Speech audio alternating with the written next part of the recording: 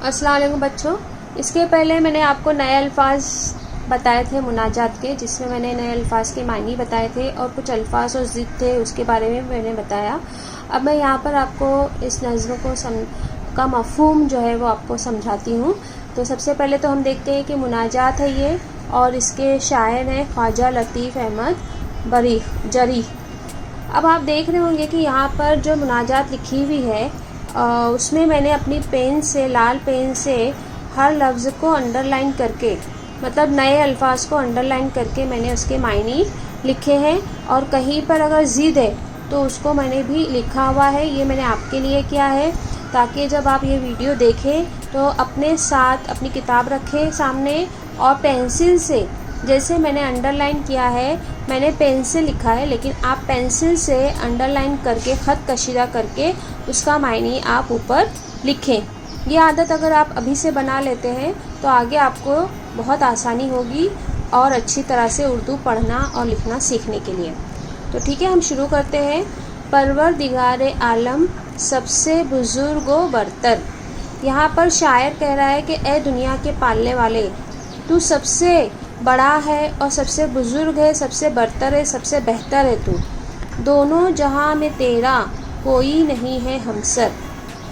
यहाँ पे दोनों जहां का मतलब होता है कि जैसे ये दुनिया जहाँ पर हम हैं, और एक दुनिया वो है जहाँ पर मरने के बाद इंसान जाता है, यानी अल्लाह ताला के पास।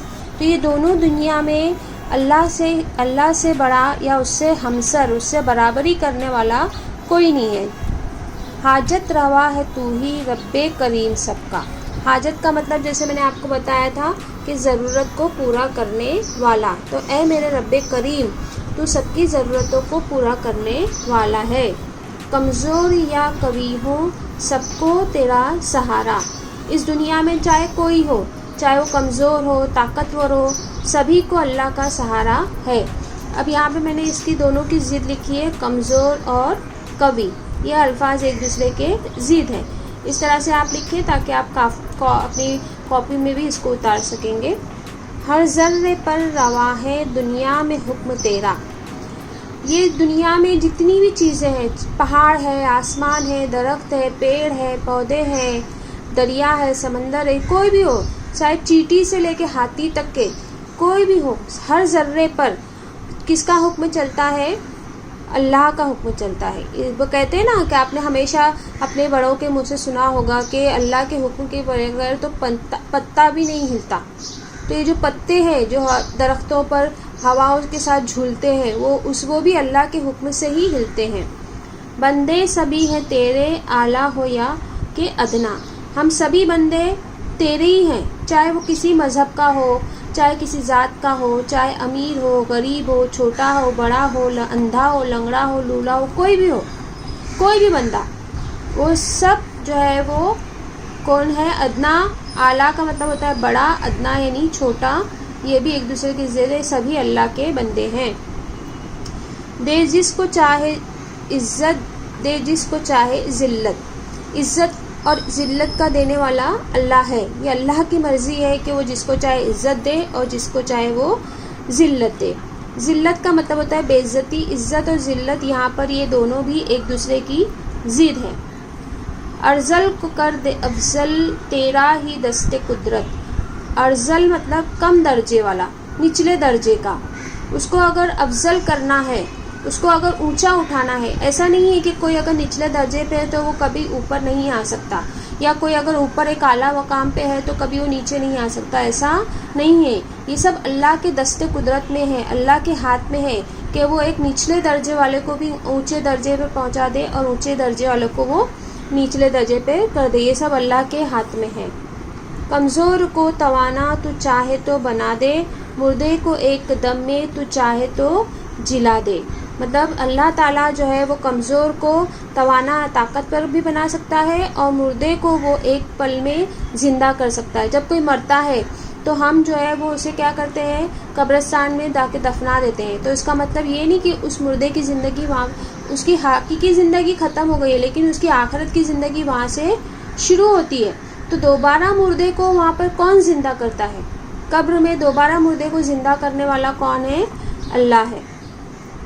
मायूसियों को दिल से तू ही मिटाने वाला, टूटे हुए दिलों की ढारस बनाने वाला। हमारी ज़िंदगी में जब बहुत ज़्यादा मुश्किलें आ जाती है तो इंसान का दिल मायूस हो जाता है, उसका दिल छोटा हो जाता है, वो अकेला अपने आप को महसूस करने वाला होता है, उसका दिल टूट जाता है। तो ऐसे वक्त में उसके दिल को में ढारस बनाने वाला, उसके दिल में हिम्मत पैदा करने वाला कौन है? अल्लाह है। यानी अगर कोई ये सोच ले कि उसका कुछ नहीं हो सकता, अब उसकी ज़िंदगी ख़त्म हो गई है, तो ऐसा अगर हर कोई सोचने लग जाए तो वाकई ये दुनिया एकदम से क्या हो जाएगी? रुक जाएगी। लेकिन ऐसा नहीं होता।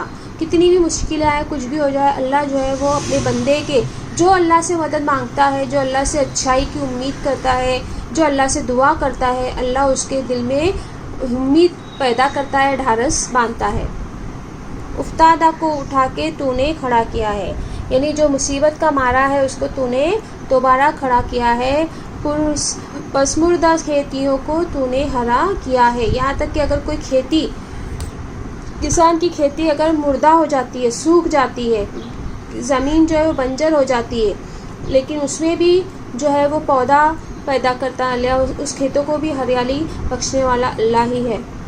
गर्दाब में से कश्ती को तूने निकाल दी है, यानी भंवर से कश्ती को निकालने वाला कौन है? अल्लाह है।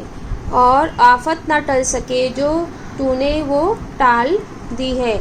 जब बहुत ज़्यादा तूफ़ान आता है तो तूफ़ान में कश्तियाँ हिचकोले खाने लगती है और हमें लगता है कि अब ये कश्ती का बचना मुमकिन नहीं है, अब ये कश्ती ज़रूर डूब जाएगी क्योंकि तूफ़ान इतना ख़तरनाक है। लेकिन ऐसा नहीं होता। अल्लाह जिसे को बचाना चाहे उसको कोई डुबा नहीं सकता। नक़बत को दूर कर दे रब्बे उला हमारी। नब्बत यानी मुफलसी, और अल्लाह ताला, यहाँ पर शायर अल्लाह से दुआ कर रहा है। देखो पहले के अशार में यहाँ पे सब में अल्लाह ताला की बढ़ाई की गई है, अब अल्लाह आखिर के अशार में अल्लाह से दुआ कर रहा है शायर कि अल्लाह तो हमारी मुफलसी को दूर कर दे, अज़मत जो खो चुके हैं फिर दे जनाबे बारी। अल्लाह ताला जो अपनी इज़्ज़त खो चुके हैं, अज़मत खो चुके हैं, उनको वापस से तू उनकी इज़्ज़त लौटा दे। फ़ज़लो करम है तेरा दुनिया में आम सब पर। तो ये जो फ़ज़लो करम में दुनिया में हर इंसान पर, जो दुनिया में फ़ज़लो करम है वो सब पर किसका है? अल्लाह की तरफ से ही है। तू मुझ गरीब पर भी एक लुत्फ़ की नज़र कर। यहाँ पे शायर कर रहा है कि तू मुझ गरीब पर भी एक नज़र अपने करम की कर। इस तरह से इस मुनाजात को मैंने आपको समझाने की कोशिश की है। आप इसको मायने लिखें और बार बार इसको पढ़ें तो आपको ये अच्छे से समझ में आ जाएगी। यहाँ पर कुछ अल्फाज मानी और दिए हुए हैं, इन अल्फाज मानी को भी आपको कॉपी में लिखना है और उसके बाद एक जुमले के जवाबात है, मश्क आपको हल करना है। बहुत ही आसान सी मश्क है, आप आसानी से हल कर सकते हैं। यहाँ पर आपको एक लफ्ज़ दिया है गर्दाब, इसमें से आपको जो है वो अल्फाज के हम मानी लफ्ज़ ढूंढना है। जैसे खुदा के लिए दूसरा लफ्ज़ क्या है? यहाँ पे 2 हरफ़ी होना चाहिए, वो इसी में से आना चाहिए। तो खुदा के लिए दूसरा लफ्ज़ है रब। देखो इसमें 2 हर्फ है, रे और बे। धूल, इसके लिए दूसरा हम मानी लफ्ज़ है गर्द, 3 हरफी लफ्ज़। दूसरा इसके दिगर, 3 हरफी लफ्ज़। इस वक्त यानी अब, 2 हरफी लफ्ज़। इस तरह से आपको ये लिखना है। और नज़्म से कुछ ऐसे मिसरे दिए हुए हैं, इनका मानी आपको लिखना है। तो जैसे तू सभी की ज़रूरतें पूरा करता है, ये मानी है। अब इसका ऐसा कौन सा मिसरा आता है जो इसके ऊपर फिट बैठता है?